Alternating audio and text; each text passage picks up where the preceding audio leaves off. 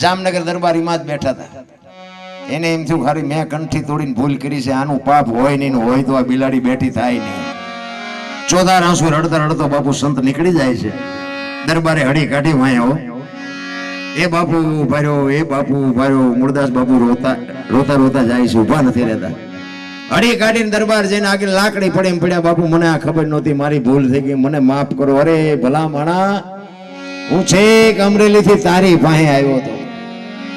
આ જગત નો સમજ્યા કે મને એમ થયું તું તો 5-25 ગામનો ધણી છો, તને મારા ઉપર ભરોસો ન આવ્યો. હવે કોઈક હારો બાવો ગોતીને કંઠી બાંધી લઈને સમય વિયો ગયો. બાપુ તમારો મારો સમય ક્યારે વિયો જાય કોઈને ખબર નથી. એટલે જ મહાપુરુષો કે એક ઘડી હાથી મેં પુણ્યા 24 કલાકમાં કાંઈક થાય તો કરી લેજો, બસ બીજું કાંઈ છે જ નહીં વાત. અને દીકરા નથી કાપવાના, કરવતે નથી મુકાવાના, બૈરાય નથી આપવાના, કાંઈ નથી કરવાનું, કેવલ નામ આધાર. સદગુરુ મહારાજ તમને કાંઈ પણ નામ આપ્યું એનું ભજન કરો, હાલતા ચાલતા બેહતા ઉઠતા, બસ બીજું કાંઈ કરવાનું નથી.